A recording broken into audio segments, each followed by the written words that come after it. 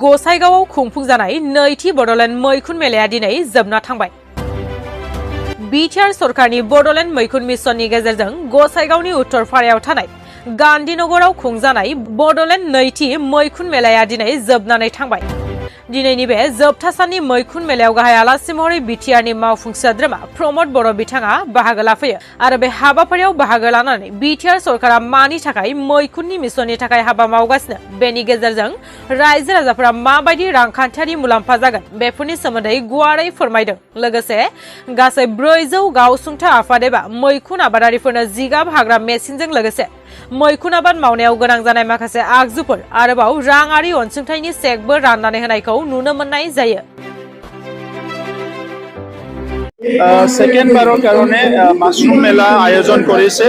যোৱা বছৰ আমি মাশৰুম মিশন আৰম্ভ কৰিছিলোঁ আৰু মাশৰুম যেটো কাঠফুলা খেতি আপোনালোকে জানে কম মাটিতে কম জায়গাতে কম সময়তে কম পইচা ইনভেস্ট কৰি খুব ভালকে এই মাশৰুম খেতিটো কৰিব পৰা যায় আৰু সেই কাৰণে বডলেণ্ডত আমি মাশৰুম মিশন এটা আৰম্ভ কৰিছোঁ আৰু এই বছৰ আমি 5 কোটি টকা আবণ্টন দিছোঁ মাশৰুমৰ খেতিৰ কাৰণে আৰু যেটো আমাৰ নরমালি স্ট্র যেটো মাশরুম করা যায় আমার ইয়ার বাহিরে আমি বাটন মাশরুমের কারণেও এটা মডেলিটি বানানো হয়েছে, এটা পলিসি বানানো হয়েছে আর ইতিমধ্যে 40 জন আমার বিভিন্ন মাশরুম খেতিয়ক হিমাচলের সোলানত গৈ পেলাই ট্রেনিং লৈ অহা হল আৰু এই বছৰৰ পৰা তেখেতসকলে বিভিন্ন মাশৰুম প্ৰডাকশ্যনত তেখেতসকলে কাম কৰিছে।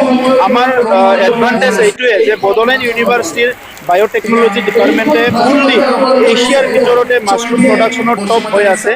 তো সেইকাৰণে তেখেতসকলৰ টেকনলজি তেখেতসকলৰ মডেলিটিটো লৈ পেলাই আমি কামবিলাক কৰি আছোঁ আৰু মাশৰুমটো বিভিন্ন ধৰণৰ মাশৰুম আৰু মাশৰুমৰ বিভিন্ন প্ৰডাক্ট মাশৰুম বিস্কিট মাশৰুমৰ চুপ মাশৰুমৰ পৰা বিভিন্ন ফুড আইটেম বনোৱাৰ কাৰণে আমাৰ ফাৰ্মাৰবিলাক ইতিমধ্যে আগবাঢ়ি গৈছে। আজি প্ৰথমবাৰ 400 মহিলাক 400 সেলফ হেল্প গ্ৰুপক মাশরুম প্রসেসিং করার কারণে আর মাশরুম প্রোডাকশন করার কারণে যেটো স্ট্র বুলি কয় আমার খের এটো কাটার কারণে আর বিভিন্ন প্রসেসিং করার সঁজুলিবিলাক মেশিনবিলাক আজি ডিস্ট্রিবিউট করা হব আর লগতে তেখেতসকলক ফাইনেন্সিয়াল কিছুমান সাপোর্টও দিয়া হব যার দ্বারা তেখেতসকলে অতি শীঘ্ৰে এই প্ৰডাকশ্যনৰ কামবিলাক নিজৰ ঘৰত কৰিব পাৰিব। হাগ্ৰামা মহিলাৰী ডাঙৰীয়া তেনেকুৱা কথাবিলাক কৈয়ে আজি 17 বছৰ ৰাজনীতি কৰিলে। তেখেতৰ যেটো ৰাজনীতি ইয়াত নিজে কিবা এটা কাম কৰাৰ কথা নাথাকে, তেখেতে বেলেগক মানে আক্ৰমণ কৰা বেলেগক বেয়াকে কোৱা সেইটোৱে তেখেতৰ ৰাজনীতি কৰাৰ মূল মানে পন্থা। গতিকে হাগ্ৰামা মহিলাৰীৰ পৰা আপুনি বেলেগ কথা আশা কৰক, স্কুল কেনেকৈ বনাব, কলেজ কেনেকৈ বনাব, সমাজখন কেনেকৈ আগবাঢ়ি লৈ যাব, শান্তি প্ৰতিষ্ঠা কেনেকৈ কৰিব, আমাৰ বিভিন্ন এণ্টি ছ'চিয়েল যিবিলাক এক্টিভিটি অসামাজিক পৰিৱেশৰ পৰা সমাজখন কেনেকৈ উদ্ধাৰ কৰিব এইবিলাকৰ একো কথা শুনিবলৈ নাপায়। তেখেতৰ খালি কোনোবা বেলেগক টাৰ্গেট কৰা বেলেগৰ প্ৰতি বেয়া কথা কোৱা সেইটোৱে হাগ্ৰামাৰ ৰাজনীতি। চ' আজিৰ সময়ত নৰেন্দ্ৰ মোদী ডাঙৰীয়াই ভাৰতবৰ্ষখন বিশ্বগুৰু কৰিবলৈ আগবাঢ়ি গৈ আছে। আমাৰ মুখ্যমন্ত্ৰী ডক্টৰ হিমন্ত বিশ্ব শৰ্মা ডাঙৰীয়াই অসমখন ভাৰতৰ ভিতৰত উন্নত ৰাজ্য হিচাপে গঢ় দিয়াৰ কাৰণে কাম কৰি আছে।